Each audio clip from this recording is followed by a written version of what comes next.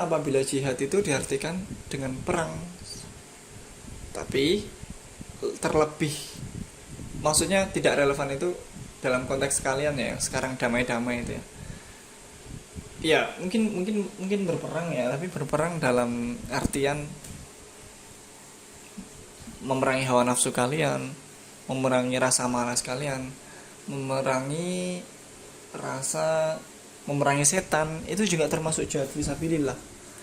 Atau dalam belajar dan menuntut ilmu, kalian menggarap tugas, mendengarkan materi guru, terus mengerjakan ulangan harian, semua yang terkait tentang belajar, proses pendidikan, itu termasuk jihad fisabilillah juga. Jadi jangan dimaknai jihad fisabilillah itu dalam konteks yang sempit dan kecil, tapi maknailah secara luas dan kontekstual dan relevan. Cari relevansinya di kehidupan kalian. Oke ya, jadi dalam hadis ini kita bisa tahu bahwa amalan sosial yang paling tinggi kedudukannya di hadapan Allah, paling besar pahalanya di sisi Allah adalah berbakti kepada orang tua, membaiki orang tua. Birrul walidain, bir itu artinya baik, al walidain itu artinya kedua orang tua. Jadi membaiki kedua orang tua, ya, bukan cuma taat tapi membaiki segalanya yang baik, dari perkataan, niat atau perbuatannya. Punya pikiran yang baik pada orang tua itu juga termasuk birrul walidain. Oke, next hadis keempat. An Anas ibni Malik qala An Anas ibni Malik qala Rasulullah sallallahu alaihi wasallam man ahabbu an yumadda lahu fi umrihi wa an yuzada lahu fi rizqihi falyabar walidayhi wal yasil rahimah. Ini hadis yang lumayan terkenal ya. Dari Anas bin Malik radhiyallahu anhu, Rasulullah sallallahu alaihi wasallam bersabda, siapa yang ingin dipanjangkan umurnya dan ditambahkan rezekinya, maka hendaklah ia berbakti kepada orang tuanya dan menyambung silaturahim, kekerabatan. Hadis riwayat Ahmad. Perlu ditambahkan bahwa di sini ulama itu berbeda menjadi dua pendapat tentang maksud ditambahkan umurnya itu seperti apa. Ulama golongan pertama mengartikan bahwa yang ditambahkan umurnya itu ya ditambah. Misal jatah umurnya 75 jadi 90 karena banyak silaturahim dan berbakti pada orang tua. Itu ulama golongan pertama. Jadi ditambahkan secara nominal. Apakah tidak bisa Allah menambahkan seperti itu? Ya bisa-bisa aja, terserah Allah. Ulama golongan kedua mengartikan bahwasanya jumlah umurnya tetap, tapi yang ditambah itu adalah keberkahannya. Itu yang golongan kedua. Jadi misal umurnya tetap 75, tapi dalam 75 tahun itu berkah usianya, berkah waktunya, berkah umurnya. Dalam artian 75 tahun itu tidak digunakan untuk maksiat, sedikit maksiat, banyak bertaubat, banyak beramal sholih, banyak bersedekah, banyak bermanfaat bagi orang lain, banyak menebar ilmu, cinta, kasih, sayang, dan segala keberkahan. Ya, itu pengetahuan tambahan. Siapa yang ingin dipanjangkan umurnya dan ditambahkan rezekinya, maka hendak ia berbakti kepada orang tuanya dan menyambung tali silaturahim. Jadi di sini diterangkan lagi amalan sosial. Selain berbakti pada orang tua, di sini juga ada silaturahim ya. Silaturahim itu menyambung persaudaraan, tidak memutus persaudaraan. Lawan dari silaturahim yaitu qati'ur rahim, memutus persaudaraan atau kekerabatan. Kalau pengen umurnya dipendekkan, dihilangkan keberkahannya, dicabut segala kemanfaatannya, maka silakan, maka lakukan qati'ur rahim, lawan dari silaturahim. Dan saya tidak menganjurkan itu ya, karena ya hidup cuma sekali ya, buat apa kita mencabut keberkahan hidup itu. Jadi sambung silaturahim, dapat memanjangkan umur dan diluaskan rezekinya. Oke, yang paling penting kepada orang tua. Kalau misal sudah berkeluarga atau misal jauh dari kedua orang tua, maka sambung silaturahim pada kedua orang tua itu sangat perlu ya.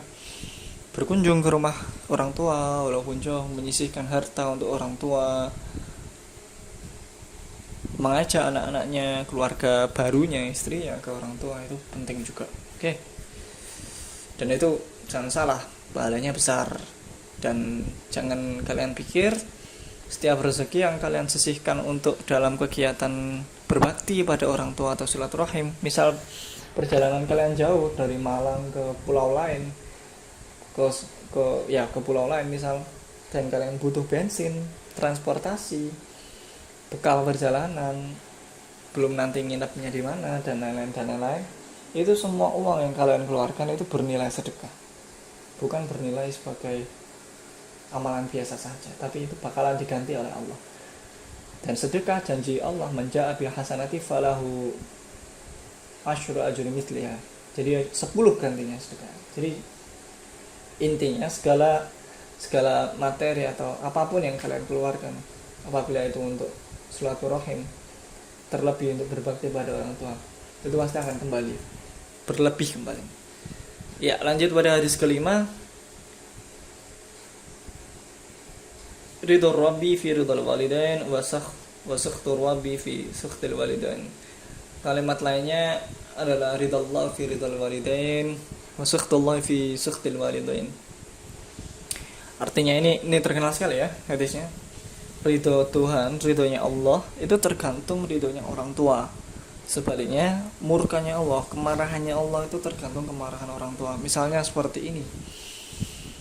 Misalnya kamu mau pergi ke suatu tempat dan tempat itu dinilai kedua orang tuamu itu berbahaya dan tidak patut untuk kamu kunjungi, maka kamu dilarang kedua orang tuamu untuk berkunjung ke sana. Itu artinya apa? Itu artinya orang tuamu tidak ridho kamu pergi ke sana. Maka pada saat itu juga Allah juga tidak ridho kamu pergi ke sana. Maka jangan sekali-kali kalian, misal pada kondisi seperti itu, jangan sekali-kali kalian pergi ke tempat yang dilarang orang tua kalian itu. Kenapa? Karena ya di sana tidak terdapat keridhaan Allah, karena orang tua Anda tidak ridho. Kalau sampai Anda melanggar, maka pertama, kalian durhaka kepada orang tua, dan kedua, kalian pasti akan mendapat bahaya di tempat tersebut. Karena apa? Karena Allah tidak ridho, karena orang tua tidak ridho. Seperti itu. Jadi jangan remehkan larangan kedua orang tua, jangan remehkan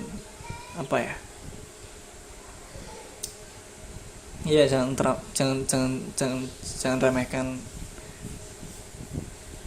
aturan orang tua lah. Misal jangan kesini karena itu tempat maksiat, terus kamu ke situ, nah itu bahaya. Tetapi kalau apabila kalian itu pengen yang baik atau pengen sholat terus dilarang, pengen sedekah dilarang, pengen berbuat baik dilarang, itu beda lagi. Itu tidak apa-apa seperti itu. Orang beribadah kok dilarang, maka tidak boleh, tidak apa-apa dilakukan. Oke?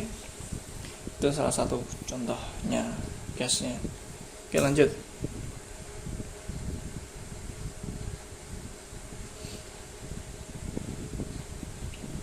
Hadis ke-6. Salasu ta'awatin yustajabu lahunna la syakku fihinna ta'watul mazlum wa ta'watul musafir wa ta'watul walidi liwaladi. Kata Rasulullah SAW, ada 3 doa yang mustajab. Mustajab itu pasti diterima, tidak mungkin tertolak. Ada 3 doa yang seperti itu. Yang pertama, doa orang yang terzalimi. Yang kedua, doa musafir atau orang yang sedang dalam perjalanan. Yang ketiga, doa orang tua untuk kebaikan anaknya. Jadi ya, 3 doa ini. Hati-hati sama orang yang mazlum, orang yang terzalimi. Itu setiap kata yang terlepas dari mulutnya orang yang terzalimi itu akan dikabulkan oleh Allah. Jadi hati-hati.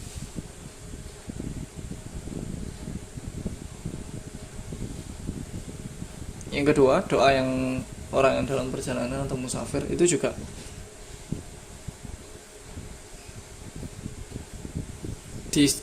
dijabah ya, selama perjalanannya itu bukan perjalanan untuk maksiat.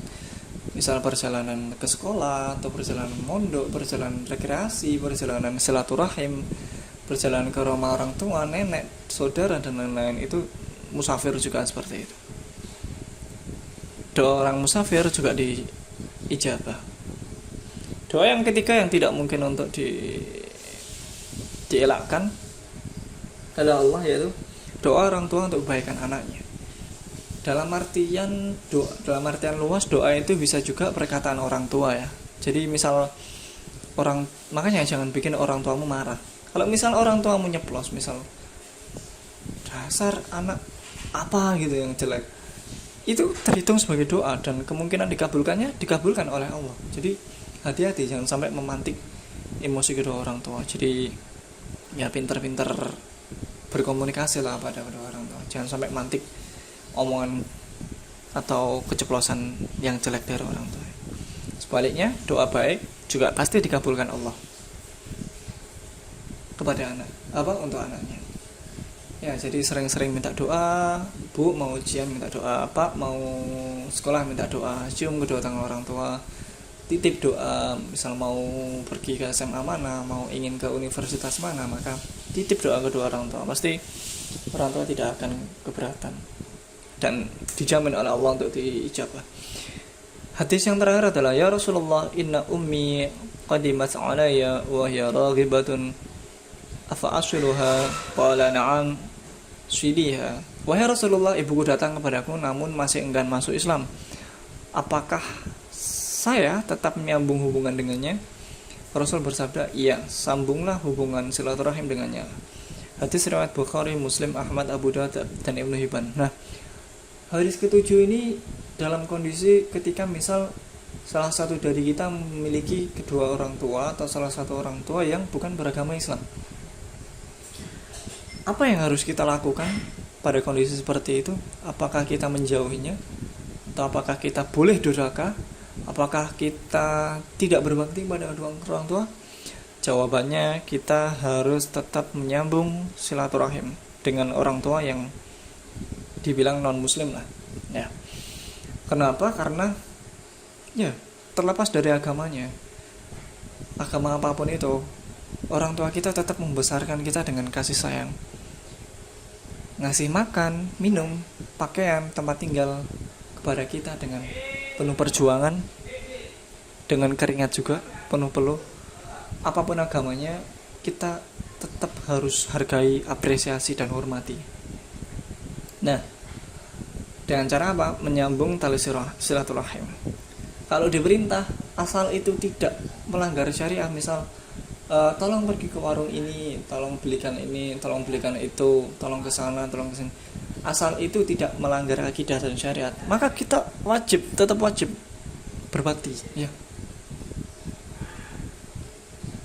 Contoh realnya siapa? Contoh realnya adalah Nabi Ibrahim, ya. Nabi Ibrahim itu mempunyai ayah yang tidak beragama tauhid, tapi Nabi Ibrahim tetap santun, tetap berbakti, tetap baik, selagi itu bukan dalam urusan akidah, ya. Kalau urusan akidah, misal kita disuruh ke gereja padahal kita Islam, ya kita wajib untuk ingkar, kita tidak boleh menaati yang seperti itu. Tapi kalau urusan yang lain, misal tolong antarkan ke sini, belikan ini, seperti yang saya sebutkan tadi, ya itu wajib kita.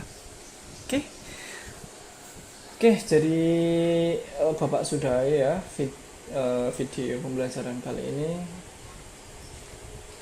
Jangan lupa untuk absen dan tuliskan namanya di bawahnya, ya. Oke, Bapak sudahi. Apabila ada pertanyaan silahkan tanya di Google Classroom-nya. Wabillahi taufiq wal hidayah wa ridwan. Barakallahu fiik. Semua berkah. Assalamualaikum warahmatullahi wabarakatuh.